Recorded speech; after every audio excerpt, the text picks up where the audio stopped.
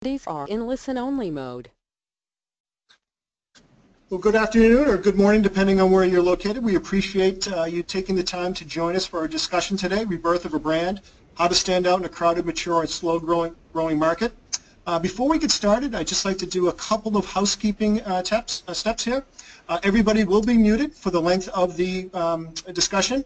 However, you will be able to use the chat mode on the sidebar to submit questions, and we will do our best to make sure we get those questions incorporated into the overall discussion, and we will have an open discussion at the end of it as well. So again, we appreciate you taking the time, and why don't we get started?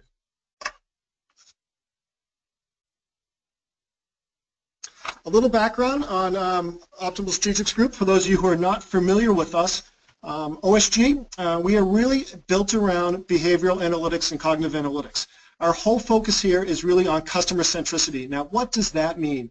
What it means is we work with you to help you understand, most importantly, what customers want, and more importantly, why they want that. And by really focusing on the behavioral aspects of what's driving consumers' purchase behaviors, it really enables us to uncover innovative gaps that aren't being met, and also how to best address and meet those needs and wants from our consumers, and enables you to, through actionable insights, be able to grow your business through differentiation. So again, really giving you the tools and information needed to understand what is driving the behavior of your targeted clients and customers.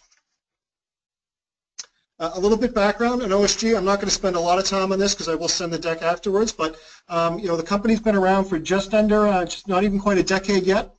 We are a true global company. We're based out of Newtown, Pennsylvania. However, we do have offices throughout the world. We have over 100 associates working with us right now, and we have some major marquee global clients right now that we are partnering with, including J&J, HP, eBay, Kimberly-Clark, etc. Now, over the last 8 years, we've done over 700 projects with our clients and partners, and those 700 projects using our unique behavioral analytics approach has enabled them to really double what they would normally get from a growth rate, which has led directly to over $80 billion in incremental revenue to our partners. So again, we really put our money where our mouth is. We're working with us. We do provide you with the actionable insights that need to grow your business. Our thought leadership has been recognized by Forbes, Harvard Business Review. We've been recognized as one of the fastest growing companies in the United States for 5 years running here. And again, really the ability to bring you the behavioral aspects and drives for consumers can help you initiate and develop products and services that meets their needs and help you grow your business. Now, what I'd like to do now is to introduce the featured speaker today in our discussion is Dr. Sukumar. Dr. Sukumar has spent over 25 years in academia teaching at some of the leading MBA programs in the United States, including Rice, Rutgers, Thunderbird, University of Houston, University of Georgia, University of Maryland. During that time, he's also worked with the leading Fortune 500 companies and helping them with their marketing strategies and innovation processes. He has an MBA and PhD from the University of Pittsburgh and is a graduate with a mechanical engineering degree from the Indian Institute of Technology. And for those of you who are not familiar with those are one of the most exclusive universities on the planet to get into. Dr. Sukumar has seen what works, what doesn't work, what methods and processes work. And what he's done is he really did the unique approach. He actually went from preaching to practicing.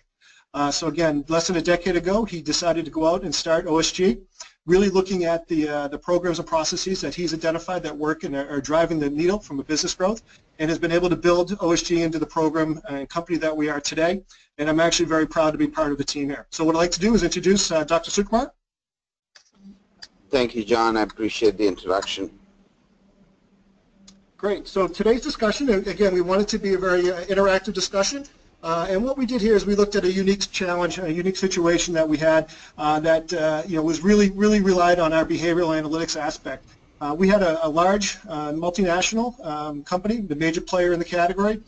They were facing a certain number of problems that they came to us with, and these are things that are not these are something that almost everybody is addressing right now in the marketplace. Again, they were looking at increased competition. They had a slow-growing, mature marketplace. You had the influx of private label brands. The quality of those have gotten better. They become more accepted. They become more mainstream. And again, those were eating into their profit margins.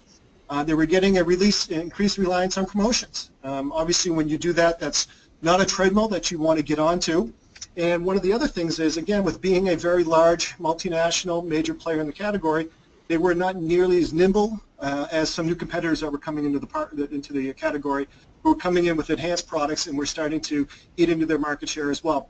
So again, everybody's addressing, some combination of these issues. This partner came to us, really decided, wanted to know how could we help them, what would be the methodologies, and what would be our recommendations. So what I'd like to do here is, turn this over to Dr. Sukumar and, give us an idea of the conversation here and what your thoughts and how we addressed these issues that this company was facing. Thank you, John. John, as you just described the situation that this company faced, very intense competition, multiple brands. They themselves had multiple brands in their portfolio. So they had a product that I would call more of a value brand, and they had some very branded products that were now suddenly under attack from intense competition in different markets that they participated. So the question really came up is, are they going to die a quick death in a category where there was a potential for not only intense competition but also price pressures and a declining consumption in this particular category? And it's that kind of question that they came to us and said, what do we do out here? How do we innovate? How do we create differentiation in this very crowded market and rejuvenate the brand in order to get very successful? So, John, if you move to the next slide, you'll see that what we did, and we went out and we surveyed 5,000 consumers across all of the United States, multiple geographies, multiple states, multiple MSAs. But more importantly, we took these 5,000 individuals from a purchase panel that allowed us to look at actual past behaviors of these consumers, but more importantly, when we conducted the survey, we used one of our most powerful analytics platform called AceMap. So this platform allows us to understand what matters to each one of these consumers and specifically what matters to them in the future. So we sat down with the brand team and with the advertising agency and crafted some 33 different drivers, 33 different behavioral triggers that we tested in our behavioral analytics platform called AceMap. Now, AceMap, if you think about it, is you could consider it to be a conjoint technique. However, most conjoint techniques, if you're already familiar with it, can only be done as a post hoc analysis, which means that you go out, you collect data, and you come back and you have to start to analyze it and make some sense out of it. AceMap, on the other hand, is a very real-time behavioral analytics platform. And we use these 33 different drivers in order to understand what mattered to each consumer one at a time, and brought that data in along with an assessment of how would these consumers look at the different brands that are in the marketplace, and how would they assess them in terms of how well the brand was associated on drivers that matter to a consumer one at a time. This is very powerful thinking, John. It's not just enough to go out and understand what's important to consumers, but it's important to understand how the brands are associated on things that matter differentially to each consumer. So a very powerful approach in AceMap that we executed. And what we ended up coming up with is a 5-segment solution across all of the U.S. And I think you'll see on this next slide, John, we describe, again, this is mass data. We describe what were these 5 segments, and for the purpose of this conversation, you can see that what was really a very commoditized product and a brand that was fast shrinking, we were able to identify consumer needs, and we labeled them along the lines of conservators, my way group, the connoisseur, the unattached singles, and cure-all seekers. And if you look through each one of these attributes, they begin to describe what matters to the consumers who make up this particular segment. Again, it all comes from that very powerful behavioral analytics platform called ACE map, which then allowed us to get into an assessment for each what mattered to each consumer. We were then able to come out and segment this market. We were now able to go back and look at what are these people actually doing, what behaviors are they executing in terms of the brand that they consume, the size, the package design, etc. That allowed us to bring together two different streams of knowledge about these consumers. One that was strictly hindsight on what they had done, what purchases they had made in the past, and another which was focused more on what are they looking to accomplish in the future, what needs are we addressing for these consumers in the future.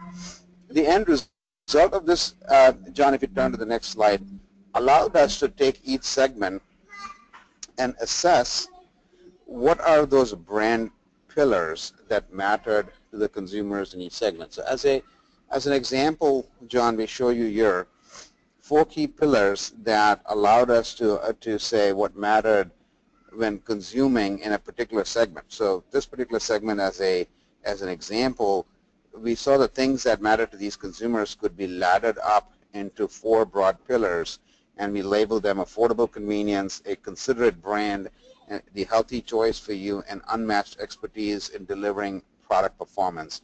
So consumers in this segment, John, were really looking for a brand that was not only about health and healthy performance, but also one that had the ability to be an affordable convenience for them. So this kind of guided us on understanding what the brand should really stand for consumers in this segment.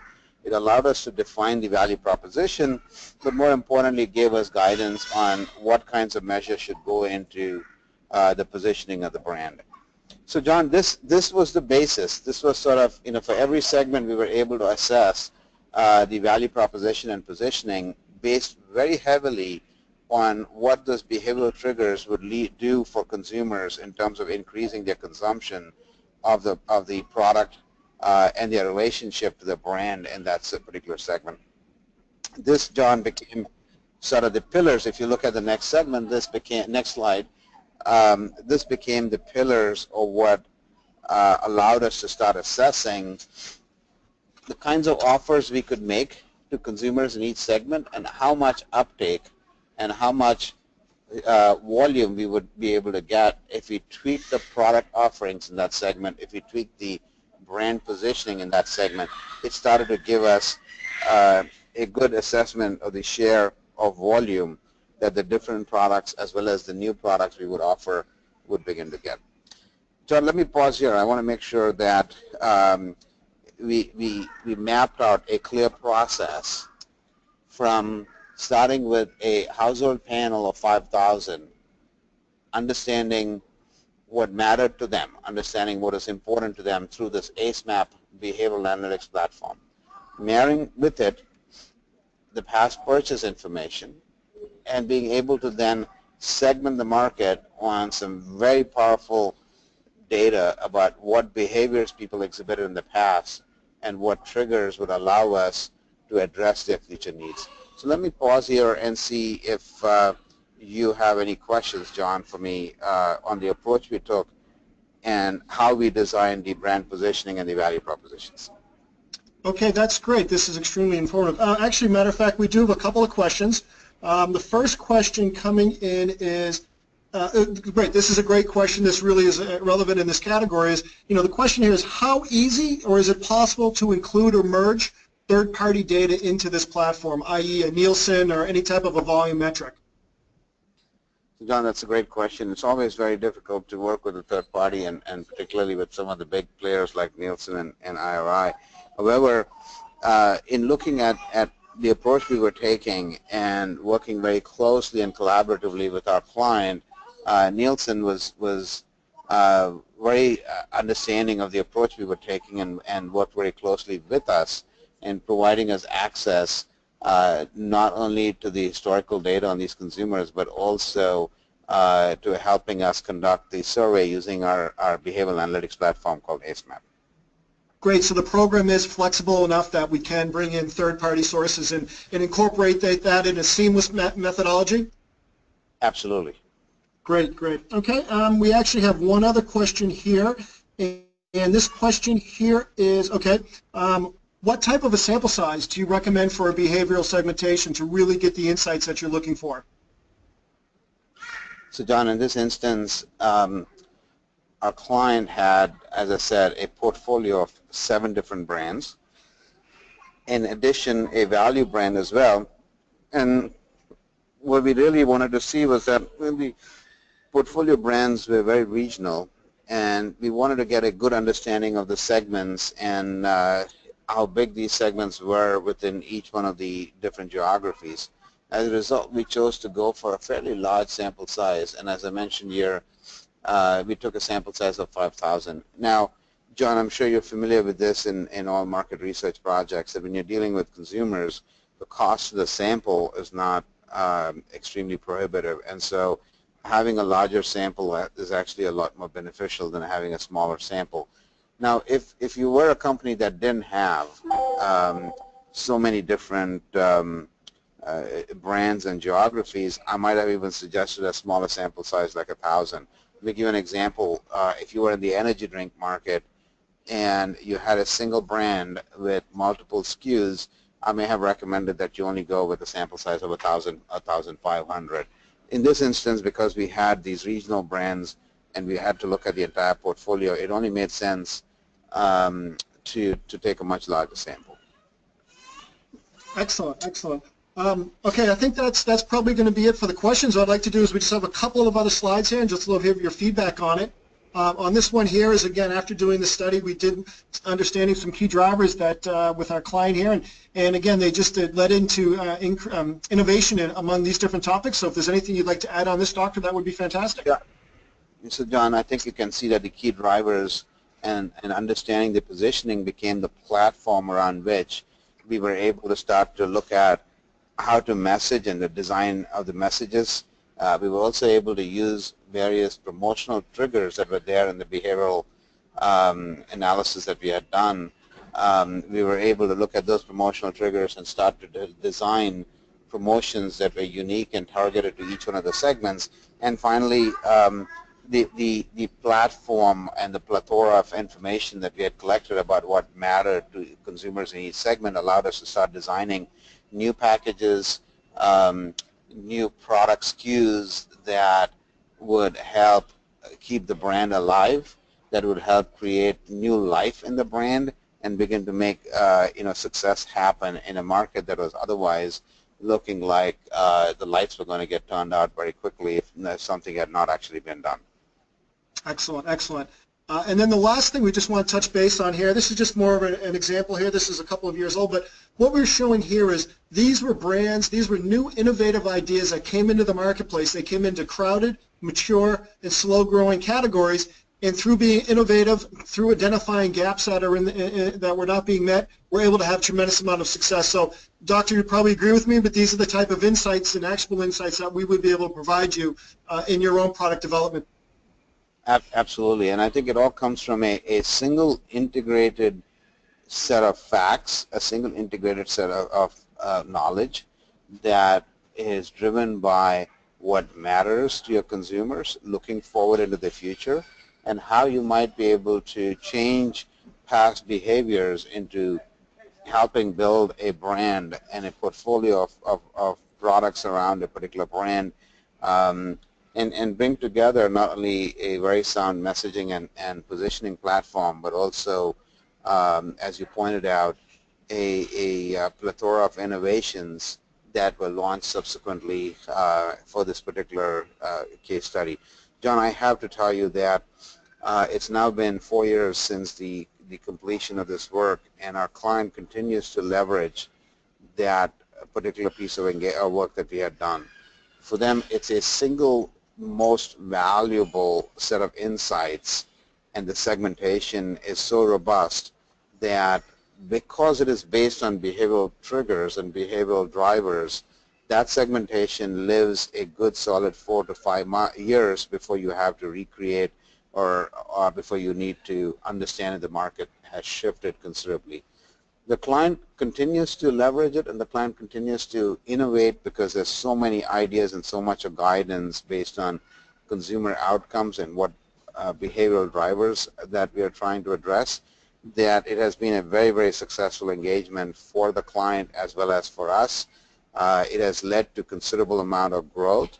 It allowed them to leverage this fact base to go to one of the most powerful retailers and be able to demonstrate the value of the brand and the premium nature of the brand in order for them to prevent that strong retailer from getting them off the shelves.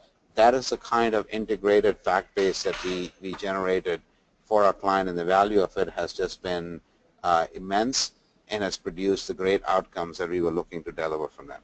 This is the power job of behavioral analytics, and why we strongly recommend that in crowded, hyper-competitive markets, if there is one way to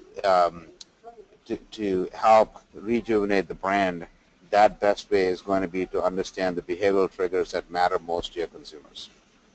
So that's excellent. That's excellent. And obviously this platform can be used for almost any category within this space. And, you know, we definitely, if anybody here today has some follow-up questions or has a situation they'd love to hear our take or how we would focus on it, please do not hesitate to reach out to us. We'd love to at least give you an idea of how we would approach it, and feel very confident based on our track record and our track record of success here that we can definitely help you to grow your business. Put up the last slide, John. So if you need to have any information, you can reach out to myself. One thing I'd like to do before we go off, make sure there's no more questions. Also, one other thing is we have, since this case study we participated in this, and again, the information as Dr. Sukumar had said is still being used. We have added a unique new capability, our CAVI platform, and what I'd like to do is if you could just take a couple of quick seconds here, Doctor, and explain what we're doing with our CAVI and how it can help them. That would be a great way to wrap up this call. Thank you, John. I appreciate that. So John, CAVI is spelled C-A-V-I-I, and it stands for, the first two letters, CA, stands for cognitive analytics.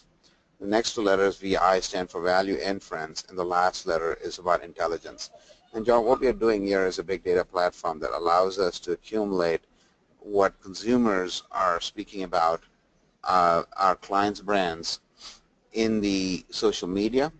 We're able to bring together behavioral triggers, just like the AceMap platform. We're also able to bring together transactional information that consumers have had experience with the particular brand in terms of what, the purchase data and what they're buying. And we're able to integrate all of this to successfully understand how to continue to innovate in the future and how to provide new products and new messages that will keep the consumer engaged on an ongoing basis and in a real-time fashion. It's a very powerful platform, John, and I think you'll see the ability to actually bring together the understanding of the brand in the social media along with true behavioral triggers and the actual behaviors that have been experienced in the past, the purchase data. That ability to create a large fact base with high volume, high variety, it also allows us to go back to that consumer base to test a number of different ideas and to follow them from what they do in a digital interaction, even if it happens to be a consumer brand, how they interact with that brand in a digital environment all the way to the consumption at home. And this single stream of fact base allows us to keep the brand continuously enlightened, continuously growing and creating a refreshing, innovative environment where growth is a constant. So with that, John, CAVI particularly brings together the power of IBM Watson as well as the Stanford-created AceMap tool on behavioral analytics, and is one of the most powerful platforms that we have launched and has been successfully used by multiple clients. I hope that answers the question. Thank you. Okay, well, again, this is, we want to keep this to about half an hour. We appreciate everybody taking the time today. I know that everybody's very busy towards the end of the year here. I will be following up with everybody with the actual presentation deck and some additional information on OSG and what we can do here. If you have any questions or if there's any upcoming projects, we would definitely welcome the opportunity to at least give our 2 cents to let you know how we would address it and how we could approach it, and feel very confident that we can have a great partnership going forward. So again, that'll be it for today's discussion. We will be doing these on a bi-monthly basis going forward, so you'll be hearing more from me about the next topic, and we look forward to just talking with everybody in more detail. Thank you, everybody. Take care.